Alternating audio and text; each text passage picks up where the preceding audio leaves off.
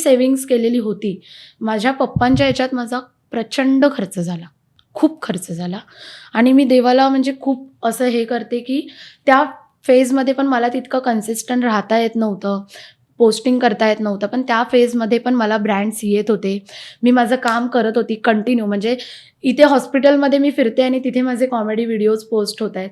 त्यामुळे लोकांना कळायलाच मार्ग नव्हता, ही मुलगी नक्की करते काय. आत्ता पण लोकांना हे माहिती आहे माझे बाबा गेले, पण मी सोशल मीडियावर पोस्ट करते, मी विलाला गेलीये, मी नाचते. त्यामुळे ते खूप होतं. एक असतं की आपण पर्सनल लाईफमध्ये खूप वेगळे असतो आणि असं खूप वेगळं. खूप लोक जज पण करत असतील की काय चालू आहे हिचं, आत्ताच हिचे बाबा गेले आणि हे सगळं. पण मला असं वाटतं की मी नाही थांबणार आहे आणि मी अशीच आहे. आणि मला नाही दाखवायला जमत की मला किती दुःख आहे किंवा काय आहे. मला वीक साईड माझी म्हणजे ही चुकीचं पण म्हणू शकतो ॲक्च्युली. कधीतरी आपण ओपन अप झालं पाहिजे. माझे मित्र मला खूप म्हणतायत, पण मी नाही होत, प्रयत्न करते, होईन कदाचित. कारण बाबांचं झाल्यापासून तू बिलीव्ह नाही करणार, मी कोणासमोर रडलीच नाही आहे, कोणाही समोर रडली नाही आहे. मी रात्री माझं जे काही रडली असेल ते रडली असेल, पण मी कोणासमोर नाही रडली आहे, ओपन अप नाही झाली आहे. कारण माझ्या बाबांचं जेव्हा झालं, सकाळी हे सगळं झालं समज, माझ्या मित्रांना सगळ्यांना कळलं. पण माझी आजी आता 74-75 वर्षांची आहे, माझी काकी इतकी हळवी आहे. तर माझ्याकडे आता नातेवाईक वगैरे आपलं नेहमीप्रमाणे गावावरून वगैरे यायला जो वेळ लागतो, ते संध्याकाळ होणार होती पोचायला. आणि मी बोलतात ना की माझे बाबा गेले, मला समोर दिसत आहेत आणि मी रडणार, तितक्यात तिथे काकी रडायला लागली माझी. आता काकी रडायला लागल्यावर मी कट्टू तिथे शिफ्ट झाली की हिला सांभाळायचंय. मला माझे इमोशन्स कुठेच एक्सप्रेस नाही करता आले. मी तिला सांभाळलं, मी तिला घरी पाठवलं. त्याच्यानंतर आम्ही कंटिन्यू ह्याच्यात लागलो, आता काय करायचं, घरातल्यांना आता नको सांगायला, हे नको. तर बोलतात ना, मी प्रॉपर त्या सर्व्हायव्हल मोडमध्ये गेली की पुढे काय करायचंय. मी त्या ह्याच्यातच नव्हती की माझे बाबा गेलेत, मला ते प्रोसेसच करता येत नव्हतं. कारण हॉस्पिटलवाले खूप वेगळ्याच झोनमध्ये ते पूर्ण चालू होतं.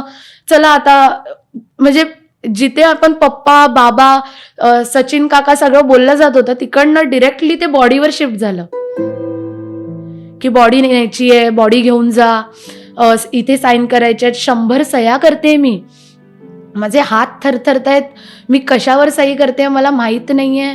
बिल पे करते, मेडिकलचं चालू आहे आणि माझे सगळे मित्र माझ्यासोबत उभे आहेत आणि ते मला बोलतात तू बस.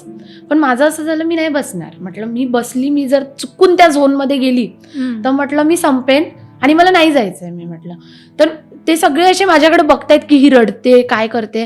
आणि मी रडतच नव्हती. मी मेडिकलमध्ये जाते, मी त्यांच्या माझं चालू आहे, माझं बिलिंगचं हे चालू आहे. नाही तुम्ही हे का लावलात, हे कट करा. कारण मी 4 महिने तीच गोष्ट करत होती ग, की माझं चालू आहे, हे कसं, हे तसं. मी नाही हे कट करा, हे कशाचे लावलेत. मी त्यांच्याबरोबर हे चालू आहे माझं सगळं, की नाही हे नाही ते नाही. मग त्याच्यानंतर आम्ही बाबांना मॉर्चरीमध्ये वगैरे शिफ्ट केलं. माझे अर्धे नातेवाईक घरात पोचले आहेत. म्हणजे त्यांनी असं सांगितलं की आम्ही भेटायला आलोय पप्पांना. मी घरी गेली, मी अतिशय नॉर्मली वागते.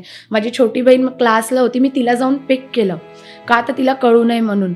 मी तिला बाहेर हॉटेलमध्ये घेऊन गेली, जेवायला दिलं तिच्यासमोर. मी असं थोडंसं खाल्ल्यासारखं केलं. मी घरी आली, माझी आजी आणि काकी मला पूर्ण, कारण त्यांना हे माहीत होतं की पप्पांना व्हेंटिलेटरवर ठेवलंय, मी हे सांगितलं होतं. पण मी त्यांना सांगितलं की कारण त्यांचं असं होतं की नाही व्हेंटिलेटरवरून पण माणूस परत येतो, आम्हाला माहिती आहे, आम्ही बघितलंय व्हेंटिलेटरवरून माणूस परत येतो. तर माझ्यात हिंमतच नव्हती की मी हे त्यांना कसं सांगू की डॉक्टरांनी ऑलरेडी डिक्लेअर केलंय, त्यांनी मला सांगितलंय, तर मी तुला कसं सांगू. असं झालं. तर मग मी म्हटलं की चल ठीक आहे, आपण नाही सांगायचंय घरातल्यांना हे सगळं. मग मी त्यांना जेवायला दिलं, त्यांना म्हटलं की चला आपण ट्रीटमेंट चालू आहे, पप्पांना भेटायचं आहे ना तुम्हाला.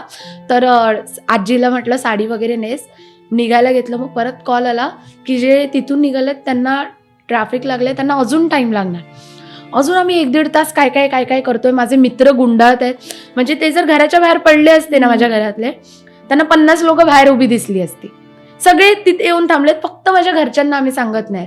आणि मग मी बाहेर जाते, मी म्हटलं मी काय करू. आणि हे सगळे मला उभं केलंय लोकांनी की सायली तुला आता सांगावं लागणार आहे. आणि मी लिटरली शिवर करत होते की मी काय सांगू यांना. मग मी गेली, मी सांगितलं, सगळ्या गोष्टी झाल्या. माझ्या बाबा आले वगैरे, नातेवाईक पण आले. मी माझ्या आजीला खूप मानते, ती खूप स्ट्रॉंग आहे, म्हणजे माझ्यापेक्षा 100 पटीने ती स्ट्रॉंग आहे. तिने तिथे नातेवाईकांमध्ये वगैरे डिसिजन घेतला की कार्य वगैरे सगळं ही करणार. म्हणजे जरी ती त्यांची पोटची मुलगी नसली तरी तिचं क्लिअर हे होतं सगळ्यांसमोर की आत्तापर्यंत सगळं तिने केलं.